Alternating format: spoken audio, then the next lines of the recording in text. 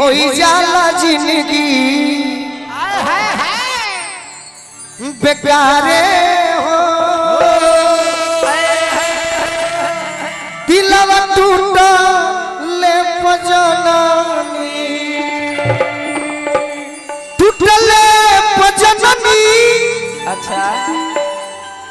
दिलवा टूटले पजननी अरे बहुते दर्द दिला प्यारे हो दिलवा टूटले पजननी। बाकी आज हमार भतीजी आध्या के जन्मदिन बा। हाँ जी एगो पहले सोहर हो जाओ सही बात ओकरा बाद सुना दे। अरे कौन मास बाबा मो पिया हो कइले अरे कौन मास विदा कइले हो चापुर गुड़ चापुर ए ललना ललना ए ललना ए ललना कवनमा से अरे सुतली से जरिया तो ए उजल बाबा ए बाबा अरे देहिया हमर भारी भइली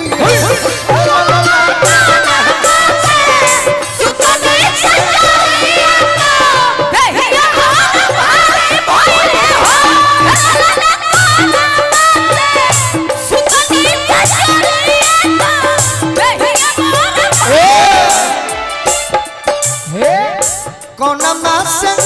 बाबा मोर पिया हो कइले कौन मास विदा कइले हो कौन बात बाबा मोर पिया हो कइले कौन बात विदा कइले हो अरे कौन मास बाबा मोर पिया हो कइले कौन मास विदा कइले हो ए ए ए ला ला ना बाबा ए ललना कौनमा से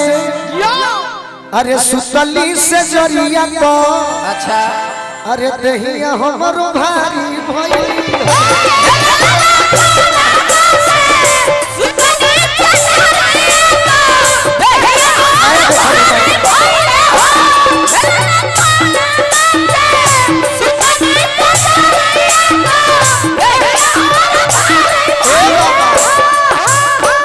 एको हिंदी का मरलो तो गबड़ा जाए सोहर होता तो सोहरे से मारो एक तो मरिया धई के दावो ए बबुआ ए मरिया भई के दावा ए बबुआ के बाबा हमके बोलावेनी तो हम नहीं आवेली आमके बोलावेली तोया नहीं आवेली अरे हमके बोलावेली तो हम नहीं आवेली माई से नाता टूटा हो ए बबुआ के पापा ए माई से नाता टूटा हो ए मुन्नवा के पापा जब ए ललना पवना से सुतली से जरिया तो देहिया हमर भाई भइले हो ललना कोना पासे सुतली से जरिया तो देहिया हमर भाई भइले हो लड़की जवाब देती है का कि सुनो हम गौना में से सब काम कइले बानी फागुन मास से बाबा मोर बिया हो कइले चैत मास से विदा कइले हो फागुन मास बाबा मोर बिया हो कइले चैत मास विदा कइले हो फागुन मास से बाबा मोर बिया हो कइले चैत मास से विदा कइले हो फागुन मासे बाबा मोर बियाह कइले चैत मासे विदा कइले हो ए ललन सावन मासे अरे सुतली से जरिया तो अतहिया हमरो भारी भइल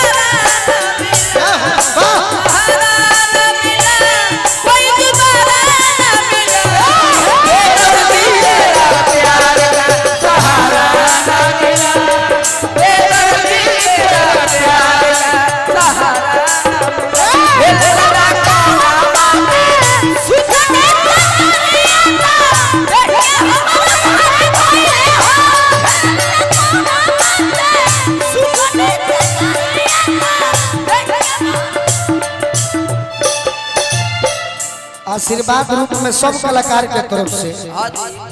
हम ये कहबे आधे खाती पनवानियो नबबुनी पापर सुतवरिया नियन झुरहुर हो पनवानियो नबबुनी पापर सुतवरिया नियन झुरहुर हो अरे पनवानियो नबबुनी पापर सुतवरिया नियन झुरहुर हो पनवा नियन बबुनी पातर सुपड़िया नियन झुरहुर न हो ए ललन फूलावा ए ललन फूलावा अरे नियन सुगवारो नजरिया नाहिला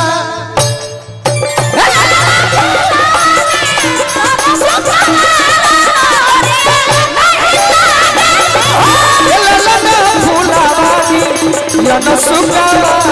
नजरिया नाहिला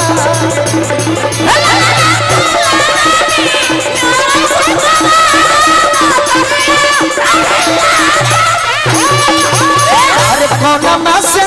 बाबा मोर बिया हो कइले कौन मासे विदा कइले हो कौन मासे बाबा मोर बिया हो कइले कौन मासे विदा कइले हो अरे कौन मासे बाबा मोर बिया हो कइले कौन मासे विदा कइले हो कौन मासे बाबा मोर बिया हो कइले कौन मासे विदा कइले हो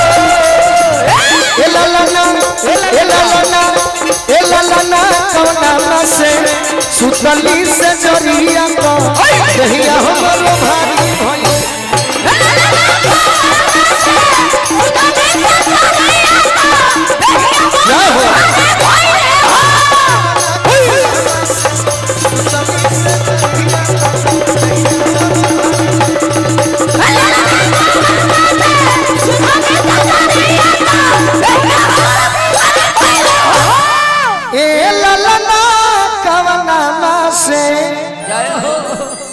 अरे सुतली से जरिया तो